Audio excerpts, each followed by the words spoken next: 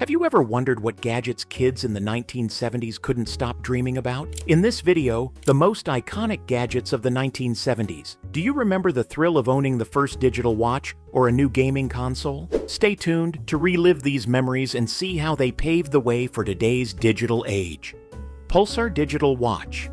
Imagine strapping a piece of the future right onto your wrist. That's what the Pulsar Digital Watch represented when it launched in 1972. Inspired by the space-age excitement of 2001, A Space Odyssey, this wasn't just a watch, it was a statement. At a time when watches had ticking hands, the Pulsar lit up with bright red LED numbers, displaying time like never before. It was sleek, futuristic, and expensive, costing $275 over $1,800 today. Owning a Pulsar wasn't just about telling time, it was about owning a piece of tomorrow. Its popularity soon pushed companies to create affordable digital watches, sparking a wrist-worn digital revolution. But speaking of revolutions, ever heard of the Pocket Fisherman? Stick around to find out more.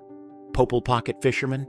Ever had the urge to drop everything and go fishing at a moment's notice? In the 1970s, not all gadgets were about electronics. Some turned everyday activities into an adventure. Enter the Popal Pocket Fisherman by Ronco, a gadget that made fishing as spontaneous as a walk in the park. Like a Swiss Army knife for anglers, this foldable fishing rod was small enough to fit in your glove compartment, complete with its own tackle box and pre-wound reel. It wasn't just a clever invention, it was a cultural phenomenon, thanks to Ronco's catchy, as seen on TV commercials. The Pocket Fisherman captured the imagination of many, turning weekend fishing into a convenient, on-the-go activity. While it might seem like a simple gadget today, it's a reminder of how the 1970s were filled with inventions that made life more fun and spontaneous. But let's think about the leap from everyday gadgets to a new way to play. What if you could bring the arcade into your living room? Up next, the Magnavox Odyssey did just that, and it's a story you won't want to miss. Magnavox Odyssey. In 1972, something truly groundbreaking happened. The Magnavox Odyssey hit the market as the world's first home video game console. Before this, video games were only found in arcades, but now you could bring the fun straight into your living room. The Odyssey was a far cry from today's hyper-realistic games. It could only display 3 dots and a vertical line on the screen. Yet, with those simple elements, it could create over 20 different games, from tennis to haunted houses. Imagine it like playing chess. Simple pieces, but endless possibilities. Kids didn't just get a console, they got plastic overlays for their TV screens, cards for different game scenarios, and a new way to play. This wasn't just a toy, it was a revolution that would lead to the rise of the gaming industry we know today. And while the Odyssey was innovative, it paved the way for another iconic console, the Atari 2600, which would take gaming to new heights just a few years later. But before the Atari took over, there was one game that truly started it all and became a sensation in its own right. Can you guess which one? We'll dive into the simplicity and charm of Pong right after this. Pong. Fast forward to 1975, and home entertainment was about to change forever with the release of Pong by Atari. Remember the thrill of bringing the arcade home? No more quarters, no more lines, just endless hours of gameplay right in your living room? Pong was simple. 2 sticks, a square ball, and the challenge of keeping that ball in play. But do you recall the excitement of watching that tiny square bounce back and forth, the tension rising as you and your friends battled it out? It was the first true home video game console. And despite its simplicity, it became an instant sensation, especially around Christmas. Imagine families gathered around their TVs, competing in what was essentially a digital version of table tennis, feeling the rush of victory when you finally beat the high score. Pong didn't just create a new form of entertainment, it created a new culture of gaming at home. But this was just the beginning, setting the stage for the explosion of the video game industry that would define the 1980s and beyond. Speaking of explosions, let's jump into the gadget that blew open the doors of home gaming. Next up, the Atari 2600. Atari 2600. By 1977, video gaming had evolved from the simple joy of Pong to something much more immersive with the Atari 2600. This console wasn't just a one-hit wonder. It offered interchangeable game cartridges, each bringing a new world of entertainment into your living room. Picture it like having a library of books, but each one takes you on a different adventure. Imagine being able to switch from a game of blackjack to a space adventure with the swap of a cartridge. The Atari 2600 didn't just change the way we played, it changed the way we thought about entertainment at home. It marked the beginning of the joystick era and introduced classics like Space Invaders and Pac-Man into homes around the world. It was the first console that truly brought the arcade experience into the home, and it laid the groundwork for the gaming industry as we know it today. But while the Atari 2600 revolutionized how we played games, another gadget from the 70s changed how we captured memories. Ever wonder how a pocket-sized camera made photography more accessible than ever? Let's take a look at the Kodak Pocket Instamatic, coming up next. Kodak Pocket Instamatic. Can you imagine a time when taking a photo wasn't as simple as tapping a screen? Back in 1972, Kodak changed the game with the Pocket Instamatic 20. This was no ordinary camera, it was a compact, easy-to-use device that made photography accessible to everyone. Think of it as the original point-and-shoot camera, giving even amateurs the ability to capture life's moments with ease. The Pocket Instamatic was small enough to fit in your pocket and featured easy-to-load film cartridges, making it a favorite for families and young photographers alike. With this camera, Kodak didn't just sell a product. They sold the ability to capture and preserve memories in a way that was unprecedented. Suddenly, everyone could be a photographer, creating snapshots of everyday life that would become cherished memories. And while you still had to wait for the film to be developed, the Instamatic made the process so much easier, it became a staple in homes across the country. But as technology evolved, so did the way we stored those memories. Speaking of which, do you remember the first personal computer that brought the digital revolution into our homes? Up next, we'll explore the groundbreaking Commodore PET and its impact on the tech world. Commodore PET. When we think about the first personal computers, names like Apple often come to mind. But in 1977, the Commodore PET was right there at the start of it all. The PET, short for Personal Electronic Transactor, was one of the first all-in-one computers, featuring a built-in monitor, keyboard, and data storage via cassette tape. Imagine it like the Swiss Army knife of early computers, everything you needed, all in one place. It was designed to be user-friendly, making it one of the first computers accessible to the general public, not just tech enthusiasts. At a price of $795, the PET brought computing into homes, schools, and small businesses, demystifying the world of computers for many people. This wasn't just a gadget, it was a tool that hinted at the digital future, one where computing would become a part of everyday life. But while the Commodore PET was bringing us into the digital age, another gadget was quietly transforming the way we experience television. Remember when you had to get up to change the channel? Well, that was about to change with the invention of the remote control. Let's take a closer look, coming up next. Remote control. Imagine a time when the ultimate remote control was your little brother being told to change the TV channel. Do you remember sitting close to the TV just to turn the knob and find your favorite show? That all changed in the 1970s with the introduction of the first corded and wireless remote controls. Suddenly, you could change channels and adjust the volume from the comfort of your couch. The Zenith Space Command, known as the clicker, was particularly revolutionary, allowing users to flip through channels with a satisfying click. It was like a magic wand for your TV, giving you control like never before. These remotes weren't just convenient, they transformed how people watch TV, making it more relaxed and user-friendly. As the decade progressed, remotes became more advanced, leading to the sophisticated devices we use today to control everything from TVs to smart homes. But the 70s weren't just about serious tech. Some gadgets were pure fun. Ready to take a trip down memory lane with one of the first handheld electronic games? Let's dive into the iconic Mattel Electronic Football next. Mattel Electronic Football. Before we had smartphones filled with complex games, there was Mattel Electronic Football, a simple handheld game that took the world by storm in 1977. Imagine controlling a blinking light on a small screen, navigating past obstacles to score touchdowns, all with the click of a button. Do you remember the thrill of finally making it to the end zone, or the friendly competition with friends to see who could get the highest score? It was the first truly portable electronic game that allowed you to play football anywhere, anytime. And despite its basic gameplay, it captured the hearts of young sports fans across the country, paving the way for the portable gaming devices that would follow. This game wasn't just about entertainment, it was about giving kids the power to play wherever they were, a concept that would evolve into the gaming culture we know today. But while Mattel Electronic Football was about fun and games, another gadget from the 70s was all about serious calculations and technological innovation. Curious about the first programmable handheld calculator? Stick around as we dive into the incredible HP65 next. HP65 calculator. Can you imagine a time when complex calculations required bulky machines or even pen and paper? In 1974, Hewlett-Packard introduced the HP65, the world's first magnetic card programmable handheld calculator. Think of it as the Swiss Army knife for scientists.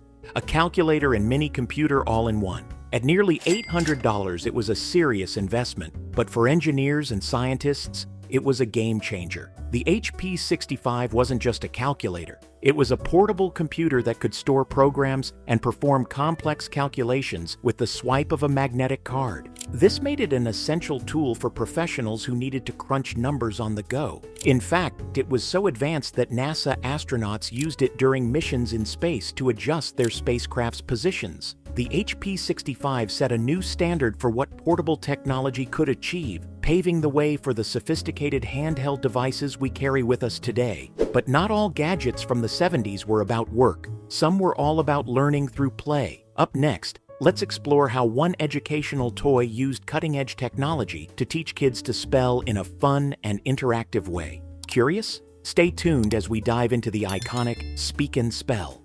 Pet Rock.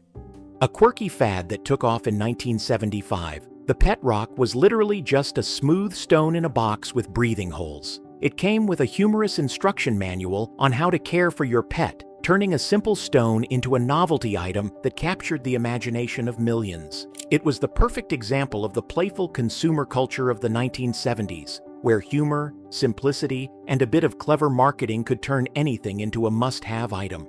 While the Pet Rock was all about fun with minimal effort, another toy from the late 70s required quick thinking and sharp memory. Ever tried to follow a sequence of flashing lights and sounds without messing up? Get ready to test your skills as we dive into the iconic Simon game, coming up next. Simon. Released by Milton Bradley in 1978, Simon was an electronic memory game that challenged players to repeat sequences of lights and sounds. Do you remember the excitement of watching those bright, colorful lights flash in sequence, holding your breath as you tried to mimic them without missing a beat? Its simple yet addictive gameplay quickly made it a favorite among kids and families. Did you ever find yourself in a tense showdown with friends or siblings, each round getting faster and more challenging? The tension would build as the sequences grew longer, pushing your memory to its limits. And how about that triumphant feeling when you finally beat your high score or managed to complete a particularly tough sequence? Simon wasn't just a game.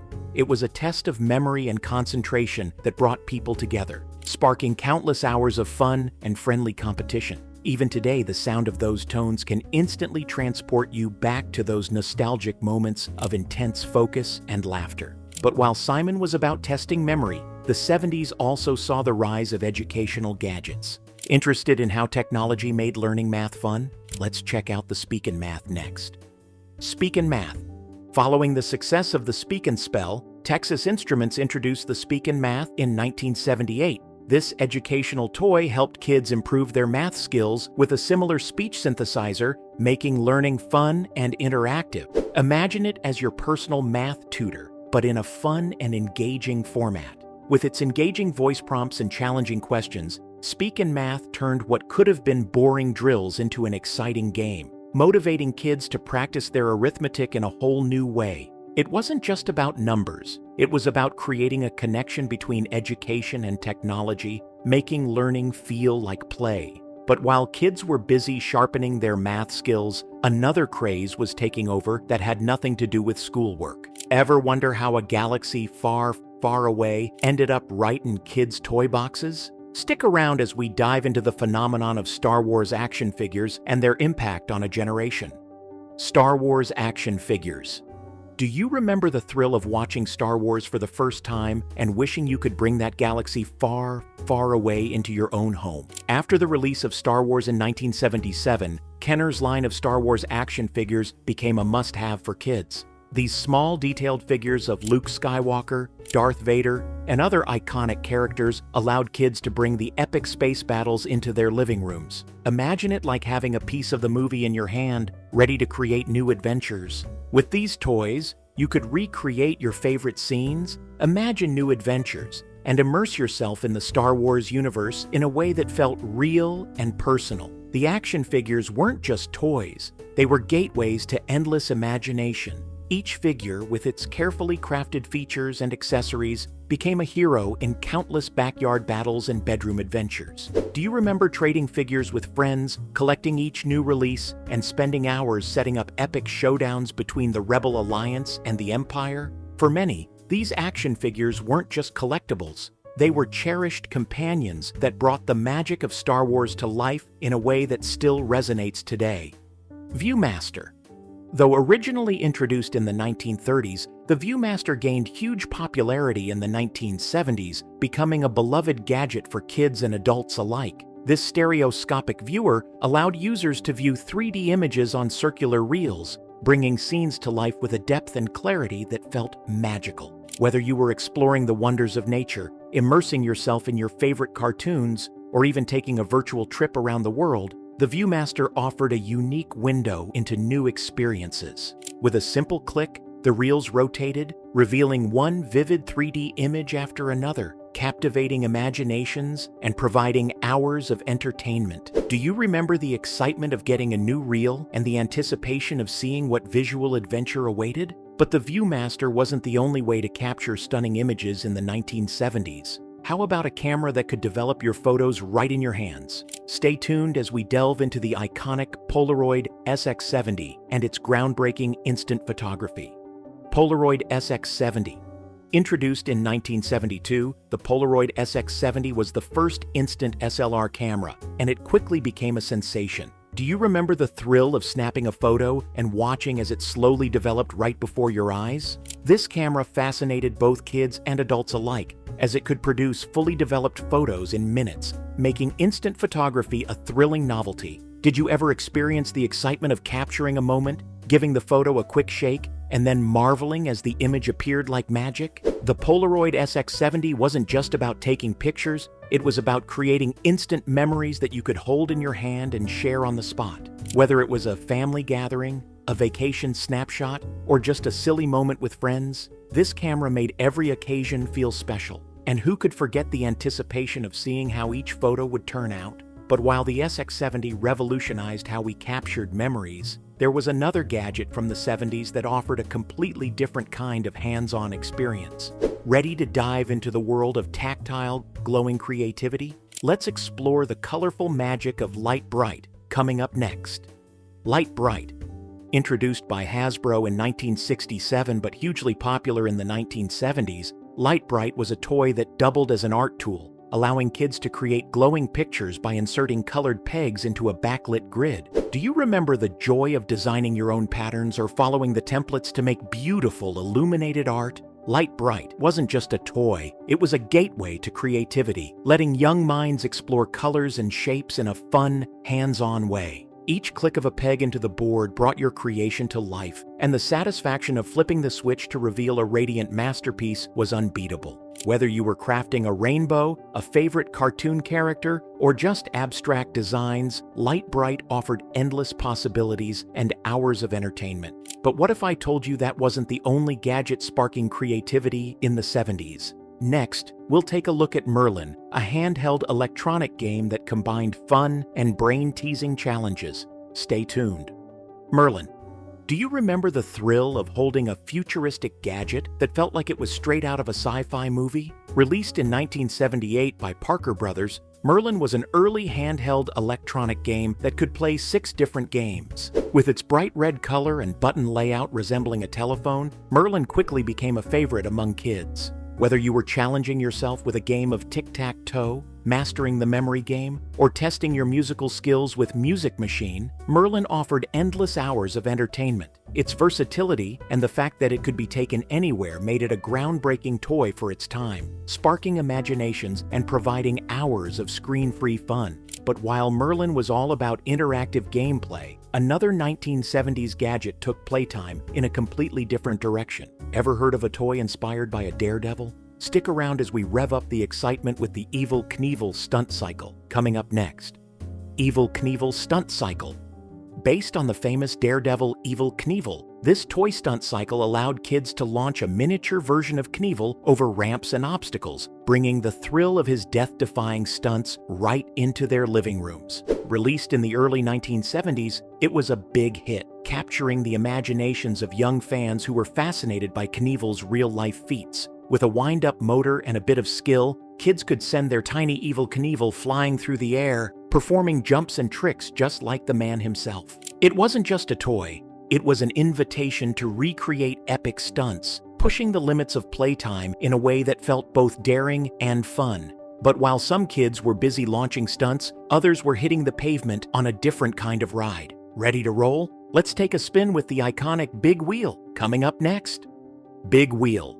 The Big Wheel was a low-riding tricycle with a large front wheel that became a symbol of childhood freedom in the 1970s. Do you remember the thrill of hopping onto your big wheel, pedaling as fast as you could, and feeling the wind rush past you as you raced down the sidewalk? It was fast, fun, and perfect for those friendly neighborhood races. Did you ever skid around a corner or try to pull off a dramatic spin-out? The plastic wheels might have worn down quickly, but the excitement never did. And how about the feeling of independence it gave you? The ability to go wherever your legs could pedal, with that unmistakable clatter of the wheels echoing down the street. The Big Wheel wasn't just a toy, it was a rite of passage, a way for kids to explore their world with a sense of adventure. But as much fun as the Big Wheel was, it wasn't the only toy that turned outdoor play into an epic experience. Rockham Sakam Robots. Do you remember the excitement of facing off against a friend in a battle of plastic titans? Released by Mark's Toys, Rockham Sakam Robots was a two-player action game that featured plastic robots controlled by players who would try to knock each other's heads off. This classic of 1970s competitive play quickly became a staple in many households, offering countless hours of fun and fierce competition. With its simple yet engaging mechanics, Rockham Sakam Robots was more than just a toy. It was a test of skill and timing. The thrill of landing that perfect punch and seeing your opponent's robot's head pop up was unmatched. The iconic red and blue robots, with their retro futuristic design, became symbols of childhood rivalry and camaraderie. Whether you were playing with siblings, friends, or even challenging your parents, each match was a chance to prove your quick reflexes and strategic thinking. The game's appeal was universal, making it a must-have in any toy collection and a beloved memory for those who grew up in the 70s. Speak and Spell. To wrap up our journey through the gadgets of the 1970s, we arrive at the Speak and Spell, introduced by Texas Instruments in 1978. This wasn't just a toy, it was a breakthrough in educational technology. Using a speech synthesizer, the Speak and Spell helped kids learn to spell and pronounce words in a fun and engaging way. It became a classroom staple and a beloved gadget for kids learning at home, turning what could have been tedious practice into an interactive game. Do you remember the satisfaction of getting a word right and hearing that cheerful electronic voice confirm your success? And if it seems familiar, it might be because it was immortalized in pop culture as the device E.T. used to phone home in the 1982 film. The Speak and Spell wasn't just about education, it was about making learning fun, and its impact is still felt in educational toys today, reminding us of a time when technology first began to blend seamlessly with play. That wraps up our journey through the iconic gadgets every kid dreamed of having in the 1970s. Remember the joy these classics brought, and keep the nostalgia alive. Subscribe for more trips down memory lane.